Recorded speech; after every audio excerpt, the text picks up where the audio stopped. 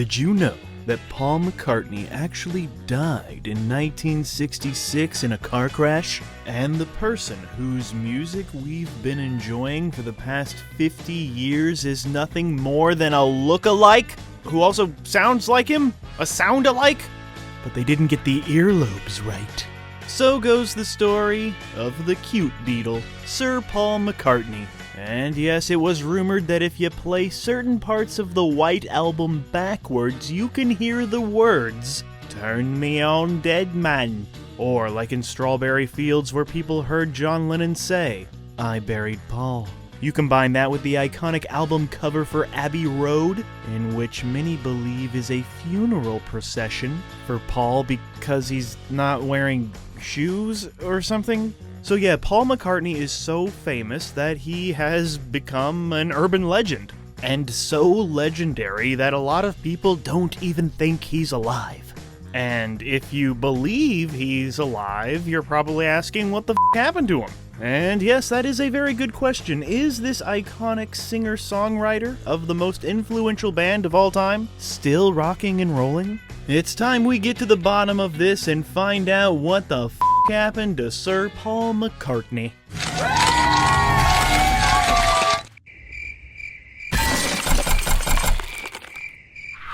But to truly understand what the happened to Paul McCartney, we must begin at the beginning, and the beginning began when he was born on his birthday, 1942, Liverpool, England. The first two Beatles to meet were McCartney and George Harrison, who met when they were just 12 years old and rode the school bus together.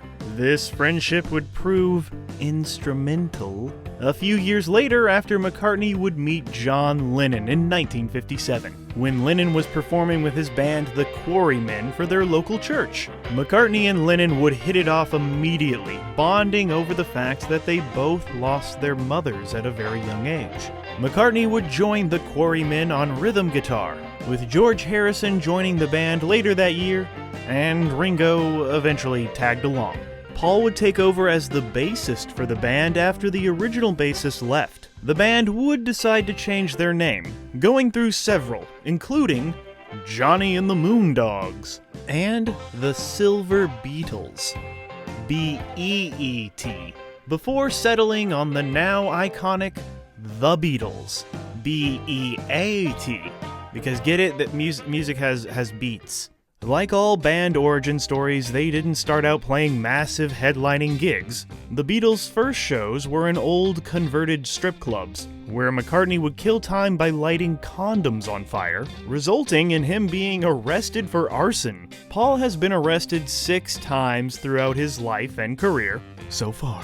All but the arson were drug-related, because Paul is a rock star and that's what rock stars do, apparently. Drugs. But the most serious run-in with the law came with his 1980 arrest, by way of him hiding weed, marijuana, the devil's lettuce, in his luggage in Tokyo. He was faced with 7 years in jail, but was released after just 9 days in a Tokyo prison, before being deported. McCartney would later say that he avoided jail time solely because he was a celebrity, and celebrities can do those kinds of things. But yeah, back to the 1960s. Their first hit, Love Me Do, was making its rounds around the UK, which stands for United Kingdom. And yeah, at this time McCartney had begun taking more creative control over the band, writing most of the songs and musical arrangements, which would sometimes lend to tension with John Lennon, but ultimately everyone has to admit that these two Beatles, when they were writing together, it was magic. And even Paul agrees. He says that every time he and John got together, they wrote a song. Like a full, complete song. Very productive friendship. Collaboration. Their first album, Please Please Me, would be released in March 1963, and became the first of 11 consecutive albums to reach number 1. This one included such iconic tracks as I Saw Her Standing There and Twist and Shout. This young up-and-coming band, the Beatles, would tour the UK with popular acts Tommy Roe and Chris Montez, who were the top billed acts at the time. However, in the middle of the tour, Beatlemania had erupted all over Europe, and the Beatles would become the headlining act, with Roe and Montez opening for them. Things got so insane in the UK that police had to use fire hoses on large groups of fanatic fans who gathered to cheer for the quartet. The music had taken over them and they just could not control themselves. But for as popular as the Beatles had become, Beatlemania had yet to truly hit the USA, which stands for the United States of America. And this was due to Capitol Records refusing to release any of the Beatles' music stateside in the United States. Until one day, a copy of the song I Wanna Hold Your Hand was played on a Washington, D.C. radio station, resulting in stations across the country bootlegging the song so they could play it. This would lead to the Beatles finally coming to America.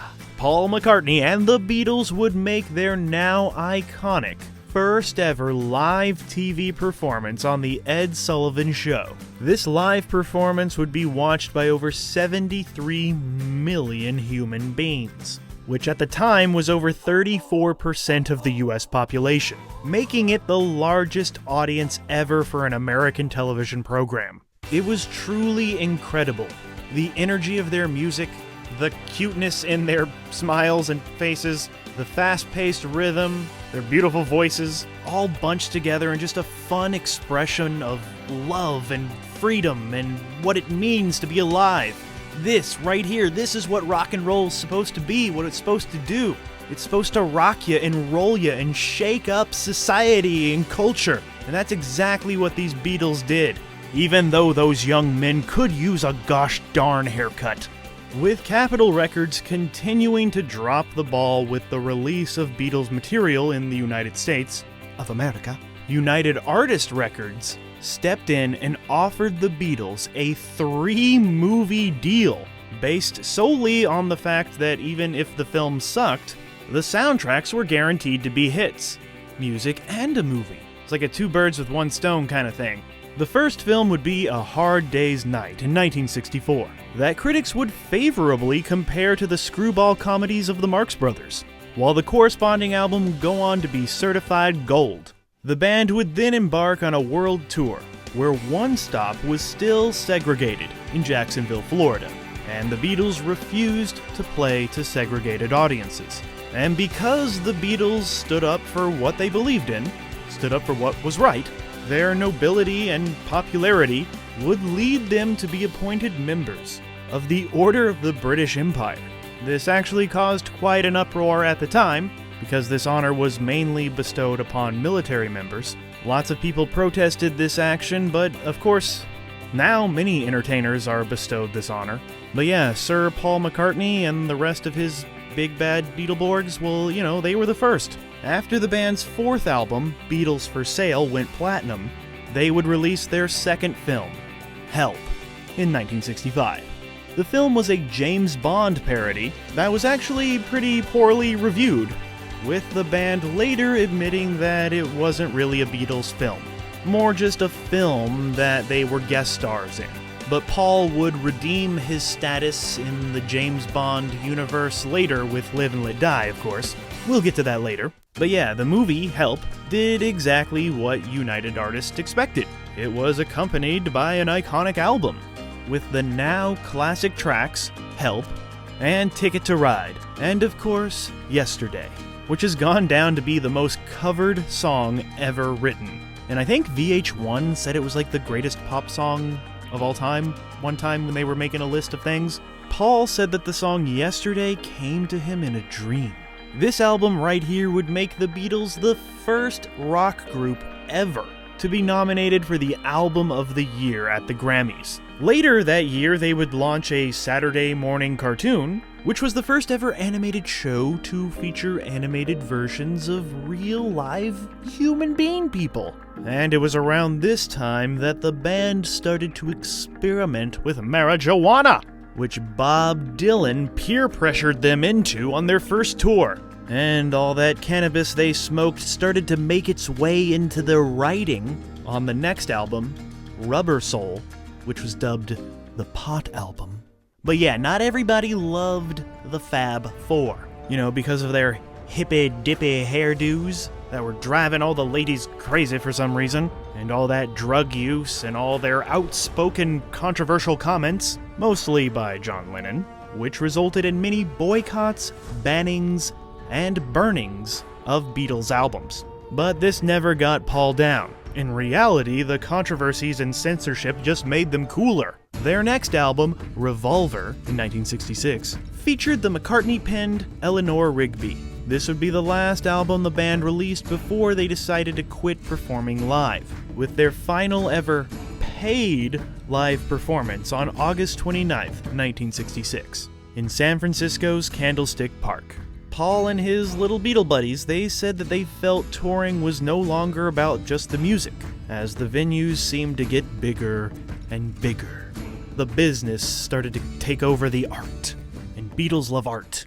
But of course, that would not stop them from making music, and with their continued use of drugs, like LSD, which stands for Lucy in the Sky with Diamonds, Paul would also partake in lots of other types of psychedelic drugs.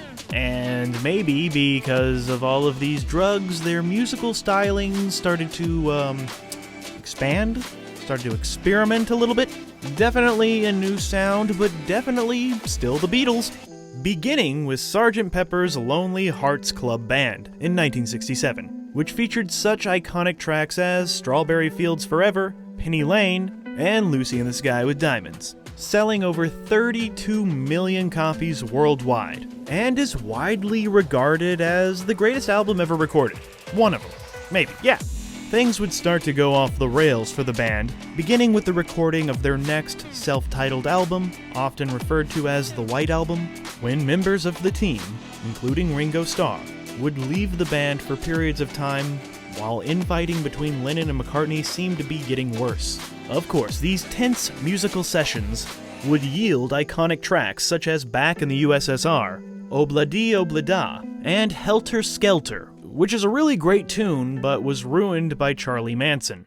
While the band's next album would be a result of their contractual obligation for a third film, Yellow Submarine. This was followed by Abbey Road, featuring that most iconic of covers that everybody and their mother recreates when they're anywhere near Abbey Road. Of course, that album would feature such classics as Come Together and Octopus's Garden. It would sell over 31 million copies worldwide. Then Paul would start to work with the Beatles on their final album, Let It Be, which would gain new relevancy in 2021 when Peter Jackson, the Lord of the Rings guy, released his 8-hour documentary, The Beatles Get Back, on Disney+. This chronicled the making of the album, which we had always heard was quite troublesome, but Jackson's documentary shows a more harmonious collaboration between John, Paul, George, and Ringo, and Yoko. The album has become a bit divisive among fans. It was a passion of Paul's, as he spearheaded it as a way to get the band back on track after years of infighting, but that ultimately wouldn't work, as this would become the Beatles' final album, with John Lennon leaving the band soon after. Of course, it would lead to one of the most iconic and quite frankly best songs in the history of music, Paul McCartney's Let It Be, and this one too also came to Paul McCartney in a dream about his mother. Mr. Hobbitman, Peter Jackson's documentary, would actually be the second documentary made about the formation of this iconic album, as the film Let It Be, in 1970, would earn Paul and the rest of the Beatles the Academy Award for Best Music, as well as a Grammy for Best Original Score written for a motion picture. So with the departure of Lennon in 1969, and Paul in 1970, the Beatles were no more. And you know what? It's insane to think that one of, if not the most influential band of all time, was really only in existence for a decade. That's 10 years, y'all! But the turmoil continued when in 1988, the band was inducted into the Rock and Roll Hall of Fame, with only Ringo Starr and George Harrison and Yoko Ono attending, as Paul McCartney declined the invite, saying that he would feel like a hypocrite standing on the stage smiling and waving with the other members of the band for a fake reunion. Luckily, in the years since, McCartney and the rest of the band, and Yoko, have all made up, and even collaborated on several projects together. But our story does not end there. The Beatles may represent the biggest part of Paul McCartney's legacy, but there's still so much more that he has accomplished in the 50 years since the band split. After the collapse of the Beatles, he fell into a deep depression, which he credits his wife with helping him get out of by reigniting his passion for songwriting. Paul wrote the now iconic song, Maybe I'm Amazed, for her, saying that every love song he ever wrote was for Linda. In 1970, he would release his first solo album, titled McCartney, and it went to number 1. Paul McCartney would then form the band Wings as a way to handle his trepidations in moving forward with music after the massive success of the Beatles. Paul would embark on small university tours with the band and took nominal fees because he wanted to avoid larger venues that the Beatles had grown accustomed to. He wanted to continue on as an artist and reinvent himself in a way.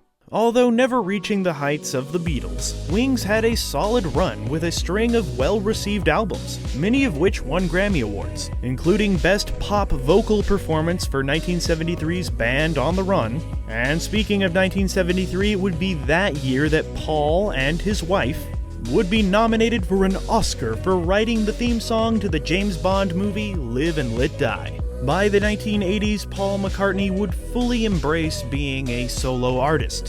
He would release his second solo album, McCartney 2, in 1980, while collaborating with people like Stevie Wonder on Ebony and Ivory, and with Michael Jackson on The Girl Is Mine and Say Say Say. Of course, the Michael Jackson relationship soured a bit when Paul McCartney gave Michael Jackson a piece of financial advice. Invest in music publishing, he said. Well, Jackson did just that, and outbid Paul McCartney for the publishing rights of most of the Beatles' catalog, to a tune of $47 million. McCartney would never get a chance to own the Beatles' publishing rights, as Jackson gave most of it to Sony as a way to settle debts, after those legal troubles. And yeah, you know how he said that Let It Be and Yesterday came to Paul in a dream? So technically, Michael Jackson legally owned Paul McCartney's dreams.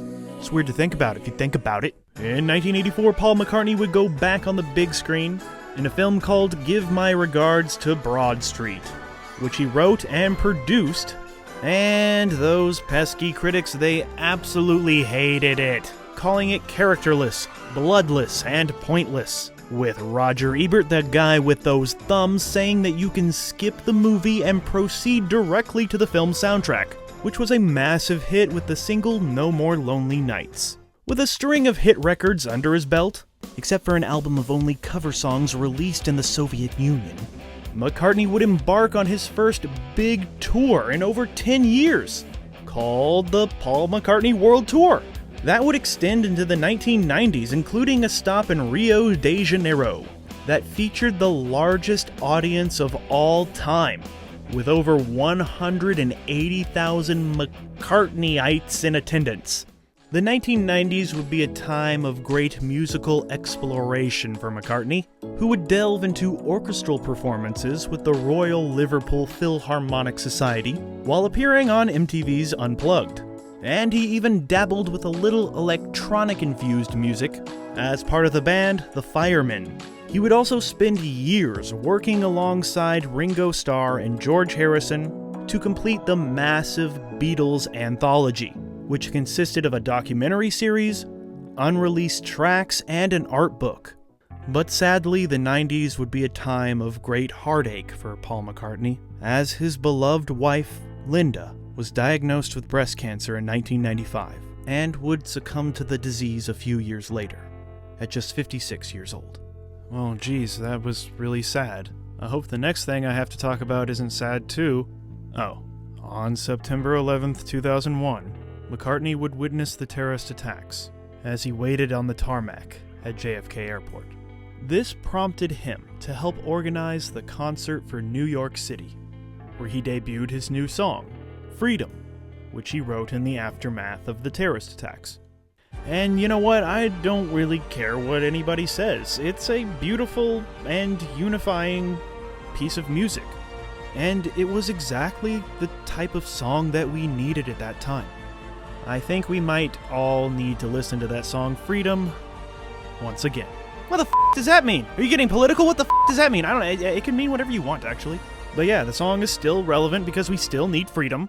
McCartney is a legend. His presence can be felt everywhere. The music and the sounds that he brings to our ears is like a beacon of light and positivity in a world that is often at times desperately in need of it.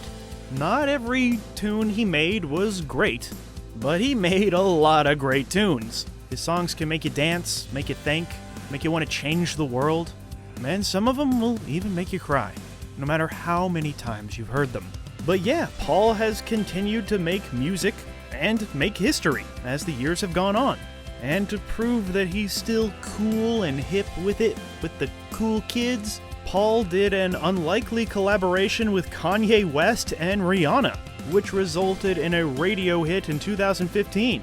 And in the year 2018, he would release Egypt Station, which became his first album in 36 years to top the Billboard 200. Paul has continued to tour to this day, while in September of 2022, hey, that's this year, he would win a Primetime Emmy for the documentary The Beatles, Get Back. His life has been full of controversy, full of music, full of art, full of love. The lyrics that he wrote had the power to give some meaning to our own lives. His music not just entertained us, it shaped us. And every time you see him, whether it be carpool karaoke, Saturday Night Live, or a massive stadium, you realize that God put Paul on this earth for one reason, was to do exactly what he's done and what he continues to do. If he truly is the real Paul, and not the fake Paul, called Fall. But yeah, that's why nobody should give a about what the happened to Paul McCartney, because he's doing just fine.